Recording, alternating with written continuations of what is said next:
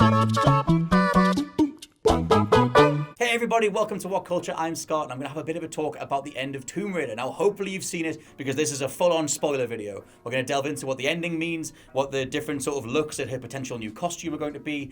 Basically, the Tomb Raider movie ends on a massive segue into a future movie. There's a great big plot twist in the final sort of 10-ish minutes, and if you haven't played the games, you're just going to end it there? Yeah, because they want you to come back for another future movie, which will hopefully get made, because I was quite a big fan. Anyway, let's break this stuff down. So across the movie, you'll have heard about Trinity. Now, in the games, Trinity are this sort of like mass cross-global force of evil who just control a whole bunch of ancient artifacts and want to dominate the world. That's about as much as the movie goes with. Trinity are just in the background, and they're involved in all sorts of horrible, nefarious deeds. Basically, they're the, archetypal evil people thing, force stuff that the Croft family are sort of, going up against. Come the end of the movie, we find out that Anna, who is one of the people who was closest to Lara, I think it's like her aunt, is actually working for Trinity, and she was the one on the other end of the phone talking to Walton Goggins' character, and it turns out that she was involved in Trinity's evil goings-on the whole time. And it's something to do with she wanted Lara to sign over the dealings, the Croft Manor stuff, to her, because then she would have greater control over the Croft money to do assumedly evil stuff.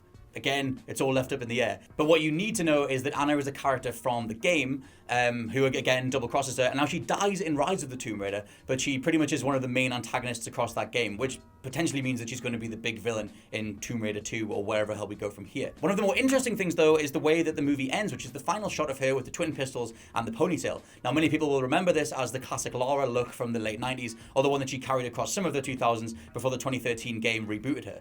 Now, in the game world, Shadow of the Tomb Raider just got announced. Now, that's the game that's coming out in September, and if you look at the costume from that game, it seems like developers Eidos are going to go back to the way that she was dressed, back in the day, back when Tomb Raider was like the biggest character in the world.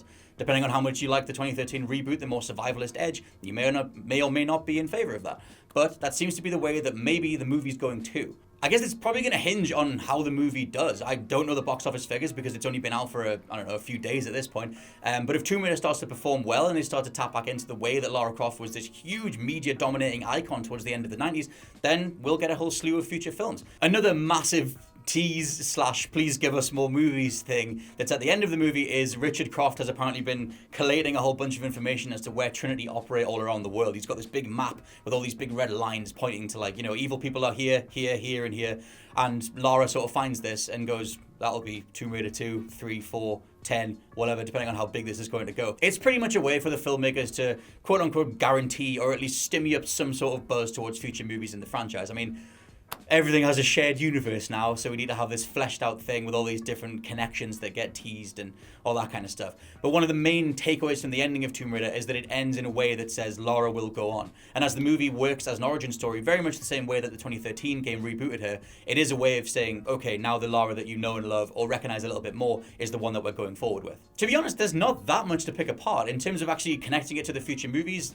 Dangling plot threads like what Anna's really up to or why she wants the holdings of the Croft Manor or the Croft fortune, what she's going to do with that stuff, that'll be somewhere in the future. And again, it hinges on how well Tomb Raider even does. If this bombs at the box office or it doesn't seem to latch on, then we're probably not going to get another movie. But hopefully we will, because there's a way to line up the next Tomb Raider movie with the direction that Shadow of the Tomb Raider is also taking. I kind of want to see that. I want to see a return to classic Lara, but done in a more gritty sort of serious way, but maintaining her dark sense of humor. There's a really cool character in there, and we've kind of been building towards it across both of the two previous games and now in the movie too. So here's to the return of Tomb Raider being something pretty special like it was back in the late 90s and the early 2000s.